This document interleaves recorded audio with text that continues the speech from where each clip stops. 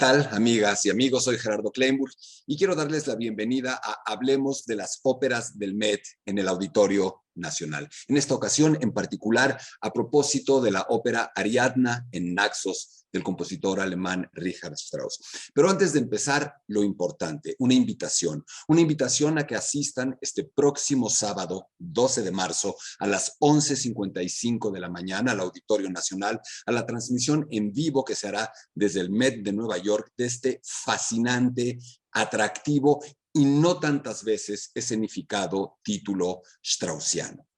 Además, es importante mencionar que dentro de los muchos aspectos que esta obra toca, cubre, abarca, está el de la mujer, el de la condición femenina, el de la condición amorosa femenina, el debate entre una mujer espiritual, una mujer que ve el amor de una manera idealizada y una mujer pragmática, una mujer acaso escéptica que cree, para decirlo en nuestro muy coloquial mexicano, que simplemente un clavo saca otro clavo.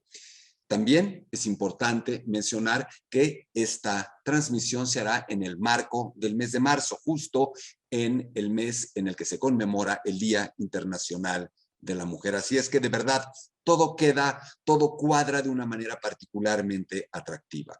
Antes de empezar a hablar propiamente de esta obra singular, atípica, extraña, muy elaborada, pero profundamente accesible, divertida, simple y gozable de percibir, vale la pena que hablemos de Richard Strauss. De entrada, es muy importante precisar que hay varios Strauss en la historia de la música y que es muy importante no confundir a Richard con Johann padre, Johann hijo, Strauss también.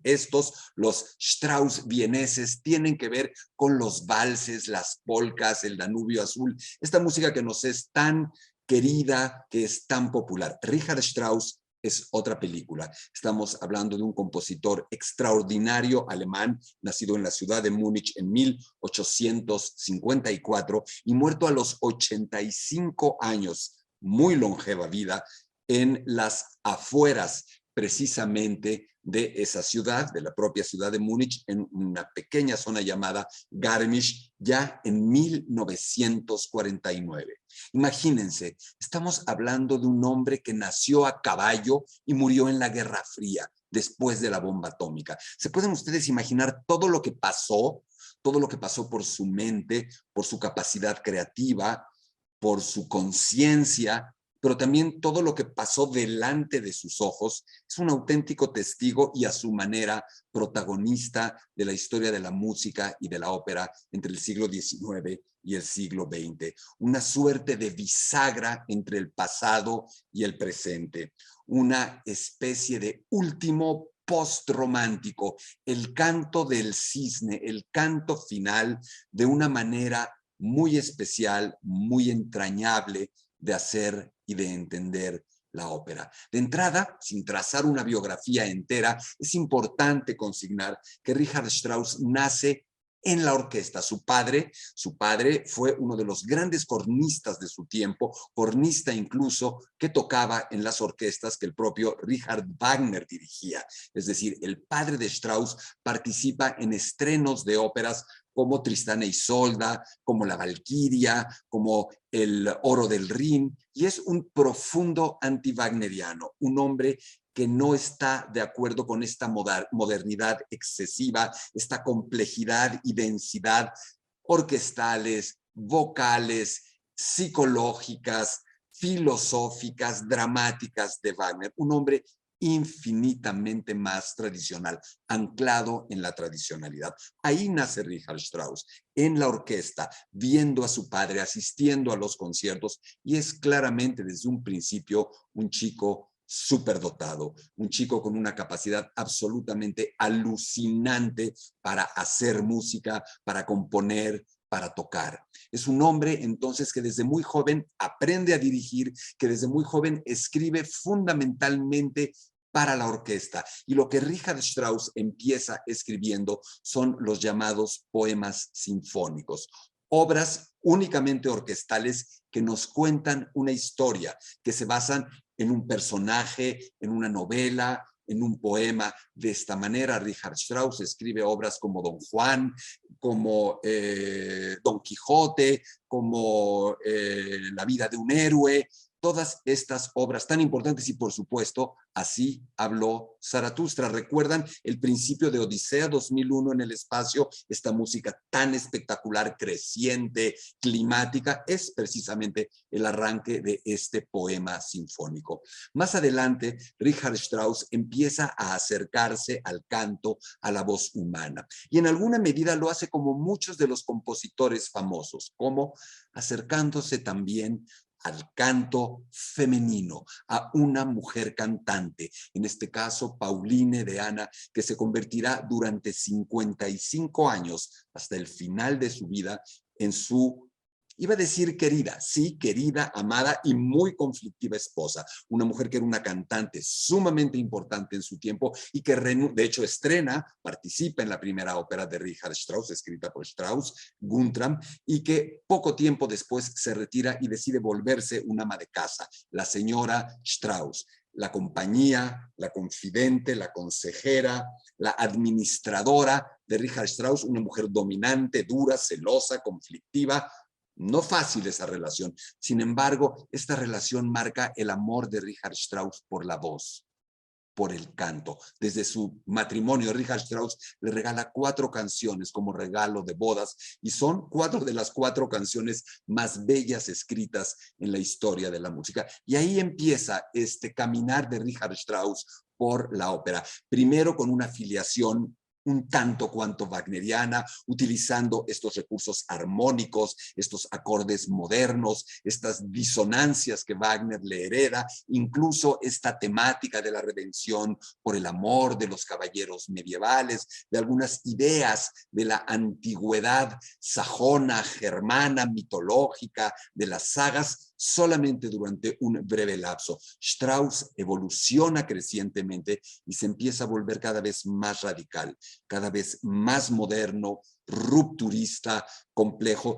insertándose poco a poco en lo que es el fin de siècle, esta suerte de tendencia, contexto artístico, de pensamiento que marca el cambio del siglo y que también empieza a marcar el escepticismo en la religión, el escepticismo en la paz europea y que acarrea justamente las primeras vanguardias.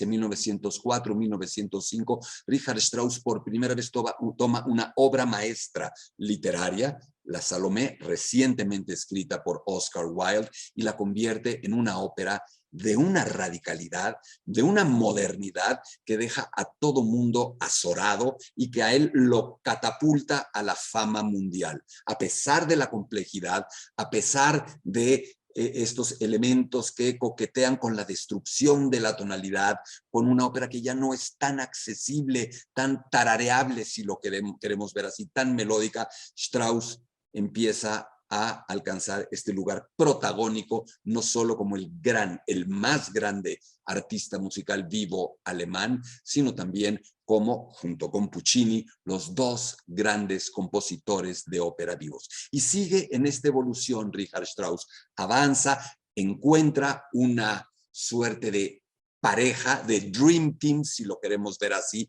literario, un libretista, un escritor extraordinario, poeta, dramaturgo, austriaco, Hugo von Hofmannsthal, que también parece ceder su carrera y su protagonismo para hacerse el cómplice, el copiloto operístico de Richard Strauss y proveerlo justamente de extraordinarias historias. Su primera colaboración surge a partir de la adaptación que el propio von Hofmannsthal hace de la tragedia griega de Electra. Y Strauss va todavía más lejos, literalmente se está convirtiendo en la modernidad total.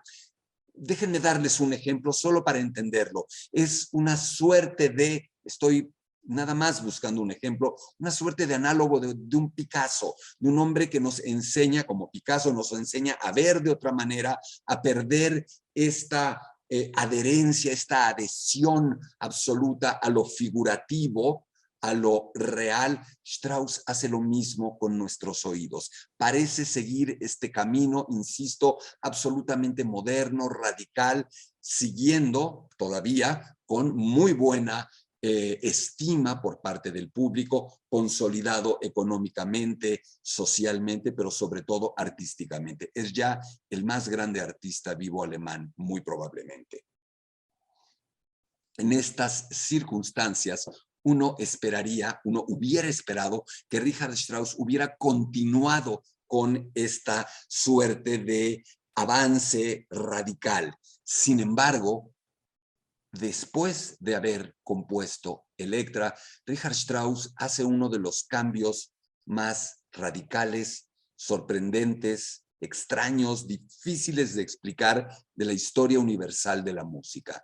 En vez de seguir en ese terreno rupturista extremo de vanguardia, recula, mete reversa y escribe, junto con Hugo von Hofmannsthal, una ópera absolutamente distinta, conservadora, una comedia, una suerte de historia de amor entre los Habsburgo, o en la época de los Habsburgo, de salón, con valses, con un estilo, sí, conversacional más que tradicionalmente operístico, pero es un cambio que nadie jamás pudo imaginarse. Y el asunto no para ahí.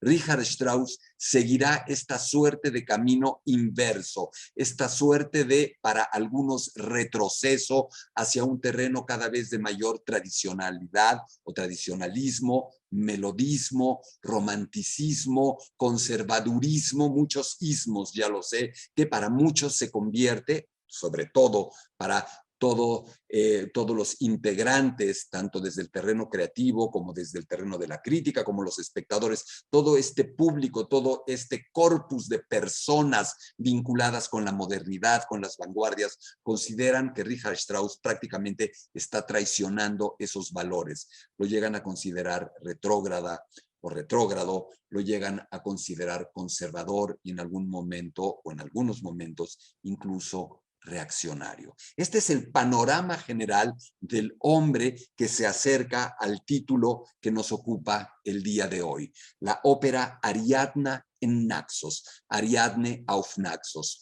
opus 60, con un texto de Richard Strauss, con un libreto también de Hugo von Hofmannsthal, cuya primera versión, cuyo estreno en su versión original data de 1912. Un momento muy específico en la historia de Europa, un momento en el que la Primera Guerra Mundial está a la vuelta de la esquina. Y hablar de la Primera Guerra Mundial en términos europeos es hablar del fin de toda una época y el principio, sobre todo para lo alemán, para lo germano, de un infierno, de una apocalipsis que verá destruirse, que verá una implosión en buena medida provocada por esa cultura, por ese gobierno, por esa sociedad misma, una eclosión, una destrucción de proporciones infinitas, como son las que el propio Richard Strauss llega a ver al final de la Segunda Guerra Mundial. Este momento llama la atención.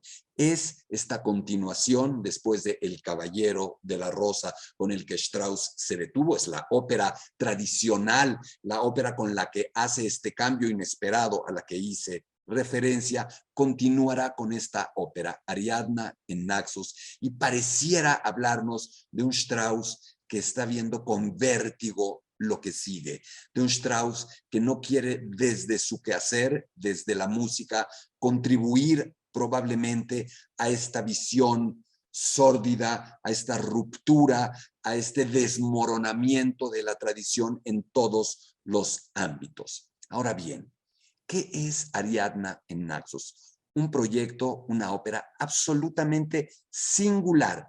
¿Acaso tiene un precedente muy lejano en Antonio Salieri, el compositor adversario, rival de Mozart, tan un poco injustamente caracterizado en la película Amadeus, que escribió una ópera prima la musica, dopo le parole, donde hace una mezcla voluntaria del género bufo, del género chistoso, cómico y del género serio más barroco. El proyecto original de Ariadna en Naxos, de la primera versión, es hacer en la primera parte una versión de varias horas de la adaptación del propio Hugo von Hofmannsthal del burgués gentilhombre, nada más y nada menos que de Molière. Esta obra llevaría música incidental, fragmentos de música incidental, de música solamente instrumental del propio Richard Strauss para acompañar una obra de teatro pura y dura. Y en la segunda parte, una pequeña ópera ligada a esa primera parte, en donde se mezclan de una manera extraña, abigarrada, la mitología griega, Ariadna, Teseo, que la ha abandonado, el deseo de la muerte de Ariadna en la isla de Naxos, en una gruta, y la llegada misteriosa de Baco, que ha sido embrujado por la diosa Circe, o por esta suerte de bruja Circe, y al mismo tiempo una inexplicable, bizarrísima presencia de personajes de la comedia del arte. Una chica banal, una chica coqueta, mundana, carnal, si lo queremos, de nombre Servineta, y personajes totalmente sacados de la comedia del arte, como Arlequino, Brighella, Trufaldino, que conviven, dialogan con el mito griego. Si me lo permiten, es verdaderamente una locura. Sí, un lenguaje musical ya muy tradicional, pero de dentro de un formato extrañísimo, porque al mismo tiempo se habla de que es una ópera, pero está dentro de una ópera, está vinculada con estos devaneos burgueses, banales de la primera parte, que es una obra de teatro. Hay un poco de no tener pies ni cabeza. El estreno en 1912 en la ciudad de Stuttgart termina siendo un gran fracaso, porque aquello dura como 5 o 6 horas entre la obra de teatro, entre la ópera que sigue después de la obra de teatro. Nadie queda contento, a pesar de que Max Reinhardt, uno de los grandes directores teatrales de su tiempo, si no es que el más grande, es el responsable de escenificar esta extrañísima combinación. Por primera vez, después de muchísimos años, este genio, este dios de la música alemana ya consolidado, como es Richard Strauss, se lleva un sonoro abucheo, una silbatina sin precedentes, porque de alguna manera el público que iba a ver teatro ya no se quiere quedar a la ópera. Y el público que quería ir a ver la ópera de Strauss no se quiere chutar 3 horas o 4 horas antes de una eterna para ellos obra de teatro. Parece que la ópera, que este producto híbrido, es mejor la palabra híbrido, va a quedar un poco en el cajón de los fracasos, pero von Hofmannsthal regresa con una idea absolutamente genial que genera, ahora sí, la ópera que vamos a ver en la extraordinaria transmisión que con la tecnología maravillosa de video, de proyecciones, de audio que tiene el Auditorio Nacional, con las producciones espectaculares del Met, con la increíble transmisión que hace cinematográfica, con incontables cámaras, cámaras robóticas, toda esta experiencia inmersiva podremos ver. Ahora sí digo, entramos exactamente a la ópera resultante, a la ópera final, a la segunda versión de Ariadna en Naxos de Richard Strauss y Hugo von Hofmannsthal de 1916. Y la idea es absolutamente increíble, originalísima y modernísima. Von Hofmannsthal convence a Strauss de que juntos escriban, que desechen la obra de Molière, y que conviertan eso en un prólogo operístico, totalmente operístico, en estilo conversacional, más que de arias, dúos, coros, una especie de conversación, aunque hay pequeños atisbos, fragmentos de arias ahí, en donde se explique por qué en la ópera que va a ir después hay esta mezcla de géneros.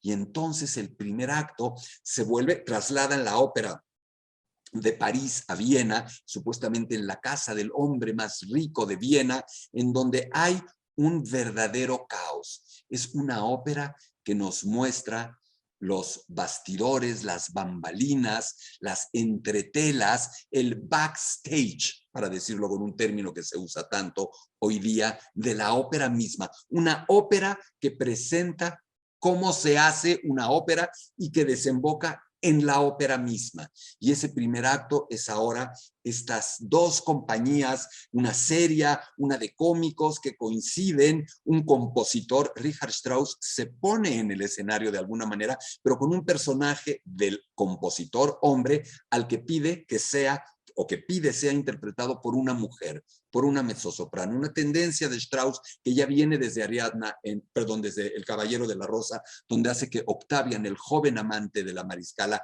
sea cantado también por una mujer, por una mezzosoprano. Y vienen los pleitos, la diva que se pelea, las pelucas que no están a tiempo, pero sobre todo el noble, el mecenas, el que paga por el espectáculo, que dice, después de una gran ópera seria como la que vamos a hacer con el mito de Ariadna y todo esto, tiene que venir algo ligero, un caramelito para bajar las cosas. El compositor se enloquece y dice, ¿cómo van a hacerme eso? ¿Cómo van a pervertir? ¿Cómo van a prostituir mi ópera con un juguete de comedia del arte? Después, finalmente, el maestro de música del propio compositor lo convence.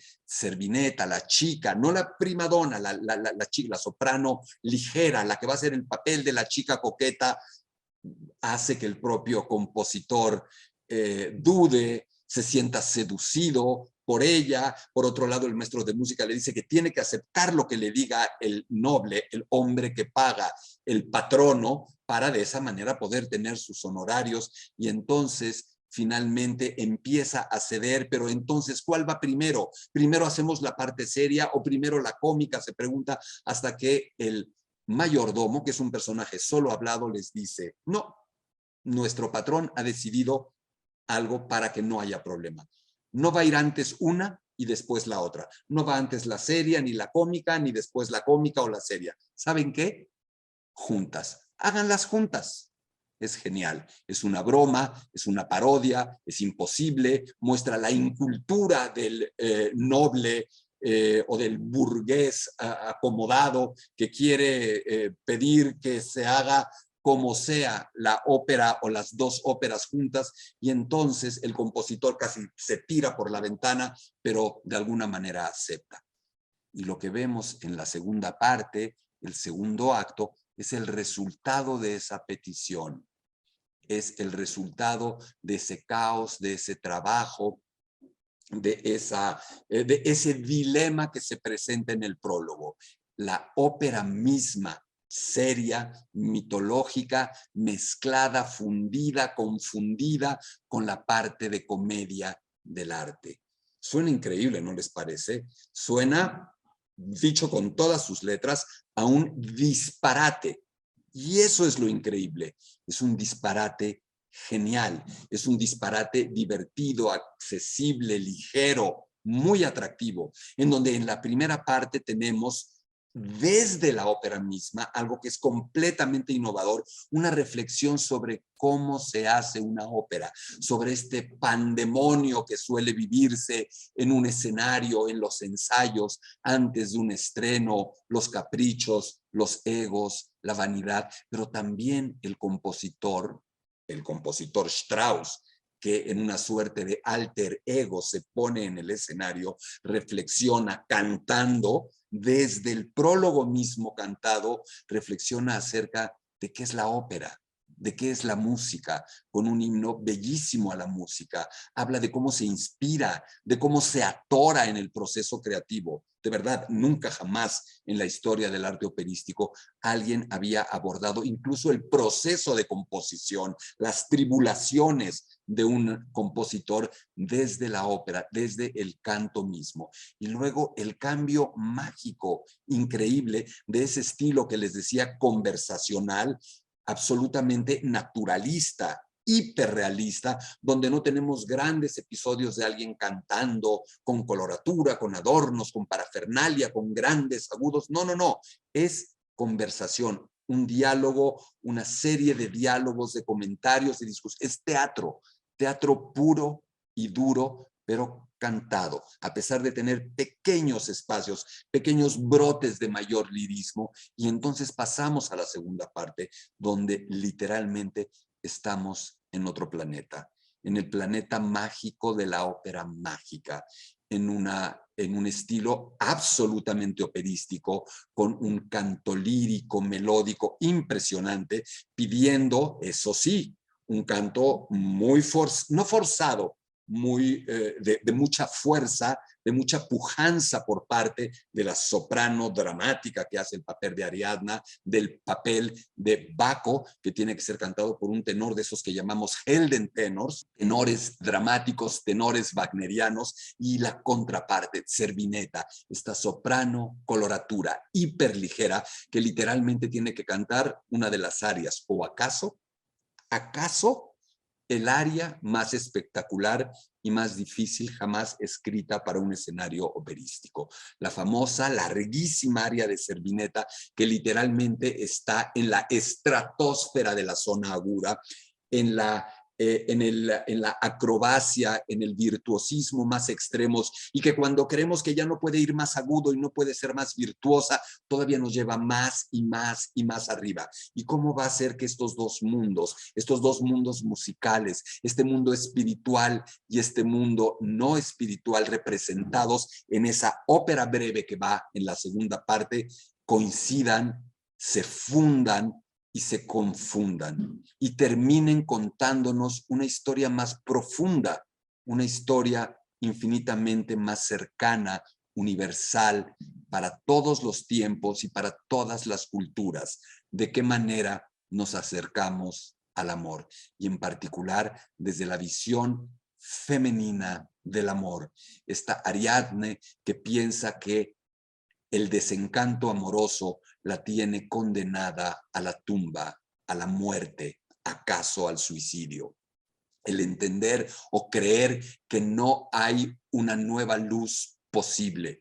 Y de pronto la llegada de un mensajero al que ella piensa o considera puede ser la muerte misma, el alivio de la muerte misma, pero resulta ser Baco, el dios de la fertilidad, un dios asociado también con la ebriedad en el sentido más amplio posible. Y Servineta haciendo el contrapunto, hablando de lo pragmático, hablando de que no hay que hacerse tan mala sangre, que no hay que ver esto con tanta complejidad, que llegará un nuevo amor y que vendrá otro amor, y que el amor que parece habernos consumido y dejarnos en la devastación total podrá eventualmente ser olvidado. ¿Se dan ustedes cuenta de cuántas cosas está tratando Richard Strauss? Un genio increíble, un hombre que todavía vivirá muchísimos años más después de esta Ariadne en Naxos, que seguirá escribiendo óperas siempre en este estilo ya tan conservador, tan cada vez más de otro tiempo, conforme el tiempo avanza, conforme Strauss se vuelve más grande, más viejo, un hombre que no solo sobrevive a la Primera Guerra Mundial, sino que vive toda la Segunda Guerra Mundial, un hombre que termina siendo miembro del gabinete de Adolf Hitler, de una manera no involuntaria, pero sin entender qué hace, solo porque lo considera un puesto honorífico, solamente porque están rindiéndole pleitesía al gran músico que él mismo sabe es. Un hombre que no fue un nazi, aunque haya tenido que pasar por un proceso de desnazificación, y sigamos muchos o sigan muchos. Yo creo que yo hace tiempo pude superar esa visión encasillándolo dentro del régimen del Tercer Reich. Un hombre que tuvo una nuera, la esposa de su único hijo, judía, que tuvo nietos judíos. Es una contradicción, un dilema, un conflicto muy fuerte, muy grande. Un hombre que solo quería hacer música, que vivía encerrado en una suerte de burbuja que era esta villa espectacular que se había construido con la gran fortuna que amasó haciendo ópera, y que lo único que quería era estar ahí con su hijo, su nuera, que era su secretaria, y su mujer, Pauline de Ana, haciendo música caminando por las montañas, por los Alpes, haciendo senderismo, viendo la naturaleza, oyendo a las aves, la flora, la fauna de su entorno, y que quería estar lejos de todo.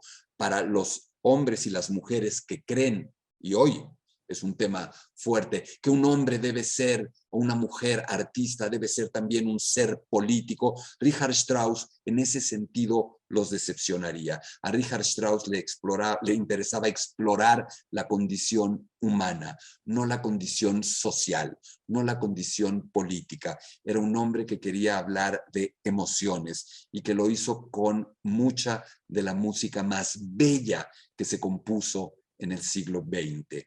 Ariadna en Naxos, esta ópera que tendremos la maravillosa oportunidad de ver transmitida desde el Met de Nueva York este próximo sábado, 12 de marzo, a las 11:55 de la mañana, con la increíble tecnología del Auditorio Nacional. Esta ópera, decía Ariadna en Naxos, junto con muchas más de esta gran producción de Richard Strauss, son el final de una época, el final de un tiempo que se fue para no volver, el final de una manera de acercarse y de acercarnos a la ópera que no ha regresado. Por lo tanto, háganse un favor, vayan a ver Ariadna en Naxos de Richard Strauss. Puedo asegurarles que su vida va a cambiar y que su forma de ver la ópera, de ver ópera que pudo también ser escrita en el siglo XX, se transformará para siempre. Los esperamos.